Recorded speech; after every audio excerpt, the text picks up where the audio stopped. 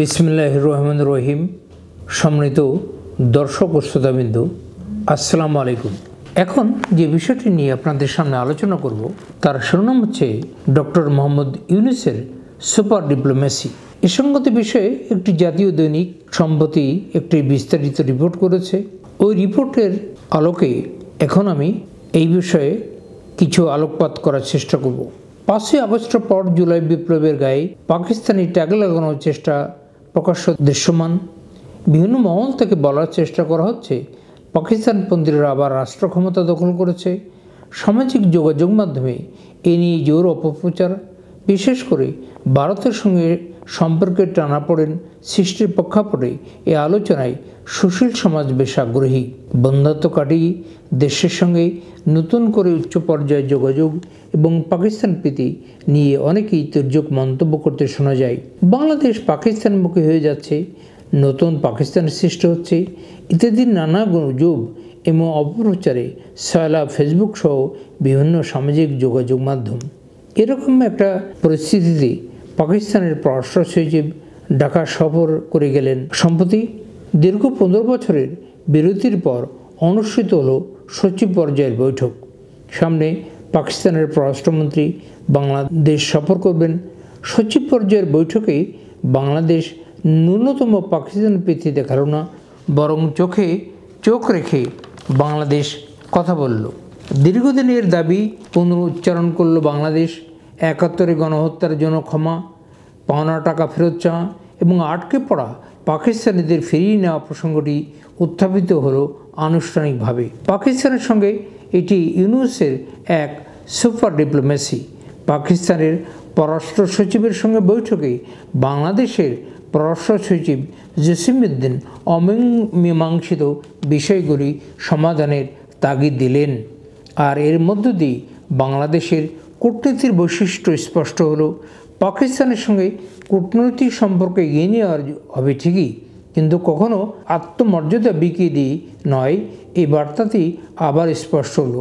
এটি ডক্টর মোহাম্মদ ইউনূসের সরকারের কূটনীতির বৈশিষ্ট্য। কূটনীতির পরিভাষায় একে বলা হয় সুপার ডিপ্লোমেসি। বর্তমান টালমাটাল বিশ্ব রাজনীতিতে সুপার ডিপ্লোমেসি বিষয়টি সাম্প্রতিক প্রচলন হয়েছে। একটি আশু সংকট নিরসনে কূটনৈতিক চ্যানেলের বাইরে গিয়ে রাষ্ট্র ও সরকার প্রধানরা যখন নানান সরকারি উদ্যোগ নেন, তখন একটি রাষ্ট্রের বরেণ্য কোনো ব্যক্তির আন্তর্জাতিক পরিচিতি, জনপ্রিয়তাকে কাজে লাগানো হয় কোনো সংকট নিরসনে, তখন সেটাকে আমরা বলি সুপার ডিপ্লোমেসি। এটা হলো কূটনীতিতে চমক। প্রচলিত ধারার বাইরে গিয়ে দেশের স্বার্থ রক্ষায় এ ধরনের কূটনীতি এখন বেশ প্রচলিত। শুধু পাকিস্তানের কথা বললে ভুল হবে। ডক্টর মোহাম্মদ ইউনূস এর ডিপ্লোমেসিটা শুধু পাকিস্তানের ক্ষেত্রেই পুরোটা বোঝা যাবে না। ডক্টর ইউনূস সেই রকম একজন আন্তর্জাতিক খ্যাতিসম্পন্ন ব্যক্তিত্ব, যিনি বিশ্বের যে কোনো সরকার এবং রাষ্ট্রপ্রধানের সঙ্গে সরাসরি যোগাযোগ করতে পারেন। তার পরিচিতি এবং অবস্থানের কারণে তিনি যে কোনো বিষয়ে বাংলাদেশের পক্ষে দর কষাকষি করতে পারেন। এই যেমন মার্কিন যুক্তরাষ্ট্রের ডোনাল্ড ট্রাম্প যখন বাংলাদেশের উপর 37% শুল্ক আরোপ করলেন, তখন আমরা ডক্টর মোহাম্মদ ইউনূসের সুপার ডিপ্লোমেসি দেখতে পেলাম। তিনি দ্রুত উপদেষ্টা এবং সংশ্লিষ্টদের নিয়ে বৈঠক করলেন এবং সিদ্ধান্ত নিলেন যে তিনি দ্রুত চিঠি দিতে হবে। এ ধরনের ঘটনার পর আমরা চুপ করে থাকি এবং অপেক্ষা করি মার্কিন যুক্তরাষ্ট্র কী প্রতিক্রিয়া দেখায়। আমরা ওয়াশিংটনে বাংলাদেশের দূতাবাসকে জিজ্ঞাসা করতাম যে কী করা যায়। তারা অপেক্ষা করার পরামর্শ দিত। এভাবেই অতীতে সংকট সমাধানের চেষ্টা করা হয়েছে। কিন্তু এটা অন্তর্বর্তী সরকারের এই মাননীয় উপদেষ্টা ডক্টর মোহাম্মদ ইউনূসের সুপার ডিপ্লোমেসি তা বলে না। ডক্টর মোহাম্মদ ইউনূসের সুপার ডিপ্লোমেসির মূল তত্ত্ব হলো দ্রুত সিদ্ধান্ত নেওয়া, দেশের স্বার্থ রক্ষা করা। তিনি তাই করলেন। দ্রুত মার্কিন প্রেসিডেন্টকে চিঠি পাঠালেন, বাণিজ্য উপদেষ্টা চিঠি দিলেন। তার ফল আমরা হাতে নাতেই পেয়ে গেলাম। আমরা দেখলাম যে বাংলাদেশ সহ 75 দেশের উপর শুল্ক সাময়িকভাবে স্থগিত করা হয়েছে।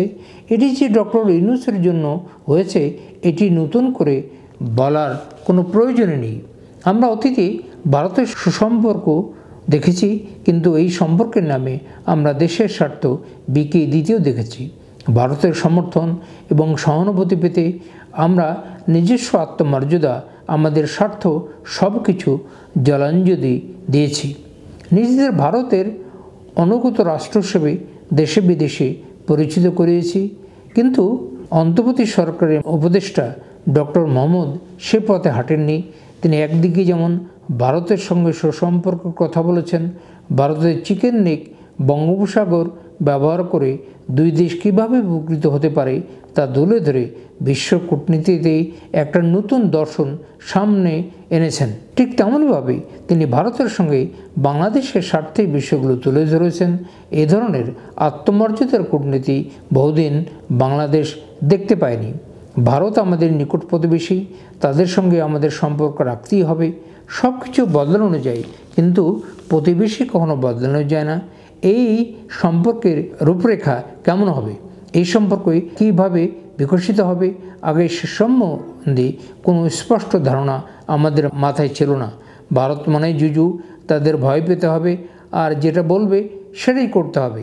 কিন্তু ডক্টর মোহাম্মদ ইউনূস সে পথে হাঁটেননি, বরং তিনি দুটি রাষ্ট্রের সমান মর্যাদার চিন্তাকে সামনে এনেছেন। প্রচলিত কূটনৈতিক চ্যানেলের বাইরে গিয়ে সরাসরি ভারতের প্রধানমন্ত্রী নরেন্দ্র মোদীর কাছে বিষয়গুলো তুলে ধরেছেন। ভারত আমাদের ট্রানশিপমেন্ট বন্ধ করে দিয়েছে, কিন্তু ভারত নিজেই বুঝবে যে এই ধরনের পদক্ষেপ গ্রহণ করার পরে বাংলাদেশের চেয়ে ভারতের বেশি ক্ষতি হবে। আর এই উপলব্ধির সুযোগ সৃষ্টি করে দিয়েছেন শান্তিতে নোবেলজয়ী ডক্টর মোহাম্মদ ইউনূস। আমরা যদি চীনের সঙ্গে সম্পর্ক দেখি, সেখানেও আমরা দেখব ডক্টর ইউনূস চীনে গিয়ে বাংলাদেশের জন্য কৌশলগত উন্নয়নের বড় প্রস্তাবগুলো দিয়েছেন। কোন কোন খাতে বাংলাদেশের বিনিয়োগ দরকার এবং কোন কোন ক্ষেত্রগুলোতে বাংলাদেশের চীনের সহায়তা পেতে পারে তা তিনি হাতে কলমে দেখিয়েছেন। বাংলাদেশের স্বার্থ যেখানে ক্ষুণ্ণ হচ্ছে, সেখানেই ডক্টর মোহাম্মদ ইউনূস প্রচলিত ধারার কূটনীতির বাইরে গিয়ে সরাসরি হস্তক্ষেপ করেছেন। সংযুক্ত আরব আমিরাতের দণ্ডিত বাঙালির কথা বলতে পারি। তারা 5ই আগস্টের পর গণ অভ্যুত্থান সমর্থন করতে গিয়ে সে দেশে বিক্ষোভ করেছিল। সেই দেশের আইন অনুযায়ী তাদেরকে দণ্ড দেওয়া হয়েছিল, কিন্তু ডক্টর ইউনূসের ব্যক্তিগত হস্তক্ষেপের কারণে তাদের ফেরত দেওয়া হয়েছে। তারা দেশে ফিরে এসেছে। এটি সংযুক্ত আরব আমিরাতের ইতিহাসে বিরল একটি ঘটনা। কোনো বিদেশি দণ্ডিতকে এভাবে ছেড়ে দেওয়া নজিরবিহীন। এটা একমাত্র সম্ভব হয়েছে ডক্টর ইউনূসের কারণে। আমরা আরও লক্ষ্য করছি যে গত 8 মাসে অর্থনীতিতে নানা টানাপোড়েনের পরেও আমাদের অর্থনীতি এখন পর্যন্ত সচল হয়েছে। তার প্রধান কারণ হলো প্রবাসী ভাইয়েরা সব কিছু উজাড় করে দিয়ে বাংলাদেশে রেমিটেন্স পাঠিয়েছেন। এটি হলো ডক্টর ইউনূসের প্রতি প্রবাসীদের আস্থা এবং কৃতজ্ঞতা। এটি হলো সুপার ডিপ্লোমেসির একটি বড় লক্ষণ। ডক্টর ইউনূস এখন বিশ্ব নেতা, বিশ্ব শান্তির দূত। জুলাই বিপ্লবের পর আন্তর্জাতিক স্বীকৃতি এবং আস্থা অর্জন সম্ভব হয়েছে ডক্টর ইউনূসের নেতৃত্বের কারণেই। বিশ্বের সব অপপ্রচার ষড়যন্ত্র তিনি একাই রুখে দিচ্ছেন, আর যে কারণে তার হাত ধরে বাংলাদেশ বিশ্বে নতুন পরিচয়ে আত্মপ্রকাশ করেছে। তিনি সবসময় বিশ্বকে বলেছেন বাংলাদেশের কাছ থেকে বিশ্বের অনেক কিছু নেওয়ার আছে, অনেক কিছু শেখার আছে। বাংলাদেশের যে একটি দুর্বল ভাবমূর্তি থেকে সরে ডক্টর ইউনূস নতুন ব্র্যান্ডিং উপস্থাপন করেছেন, যে ব্র্যান্ডিং হলো বাংলাদেশের উদ্দীপনা, তারুণ্যের শক্তি এবং সম্ভাবনা। ডক্টর ইউনূসের সুপার ডিপ্লোমেসিতে এগিয়ে যাচ্ছে আমাদের প্রাণপ্রিয় এই বাংলাদেশ। সম্মানিত সুধীবৃন্দ, আমি আলোচনাটি আর দীর্ঘায়িত করতে চাই না, আর দু একটি কথা বলে আমার আলোচনাটি এখানে শেষ করব। মোহাম্মদ ইউনূস অন্তর্বর্তী সরকারের মাননীয় প্রধান উপদেষ্টার দায়িত্ব নেওয়ার পর থেকে অনেক চড়াই উতরাই পার হয়ে বাংলাদেশে এখন বর্তমান অবস্থায় বিরাজ করছে। আমাদের ভিতরে কিছু কিছু সংকট, কিছু কিছু সমস্যা আছে, এটা সারা পৃথিবীতে আছে।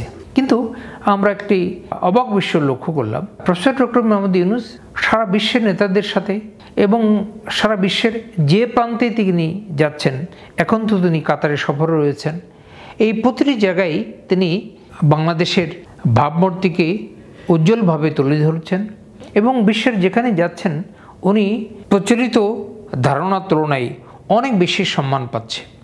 বাংলাদেশে ব্যাংক খাতে সমস্যা ছিল, আইন শৃঙ্খলা পরিস্থিতির অবনতি ছিল, তারপরে তারল্য সংকট ছিল।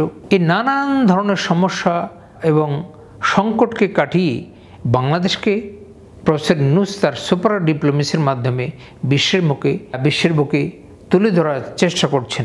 এখন নির্বাচন এবং জাতীয় রাজনীতিতে কিছু কিছু সংকট, কিছু কিছু বিভাজন আমরা লক্ষ্য করছি। আমরা আশা করছি যে সামনের দিনগুলোতে যে সরকার যে সময়ের প্রতিশ্রুতি দিয়েছে, এই প্রতিশ্রুতি অনুযায়ী একটি জাতীয় সংসদ নির্বাচন অনুষ্ঠিত হবে এবং সেই নির্বাচনের মধ্য দিয়েই প্রফেসর ডক্টর মোহাম্মদ ইউনূস সসম্মানে বাংলাদেশ এর প্রধান উপদেষ্টার পদ থেকে সসম্মানে বিদায় নেবেন। এবং এখানে আরেকটি কথা উল্লেখ করতে চাই যে প্রফেসর ডক্টর মোহাম্মদ ইউনূস যে সুপার ডিপ্লোমেসি এই সারা পৃথিবীতে বাংলাদেশকে নিয়ে তুলে ধরলেন, আগামী দিনে যারা রাষ্ট্র পরিচালনার দায়িত্ব পাবেন তারাও যেন এই সুপার ডিপ্লোমেসিকে কাজে লাগাতে পারে, এই প্রত্যাশা করে আমি আমার আলোচনাটি এখানে শেষ করছি। আল্লাহ হাফেজ।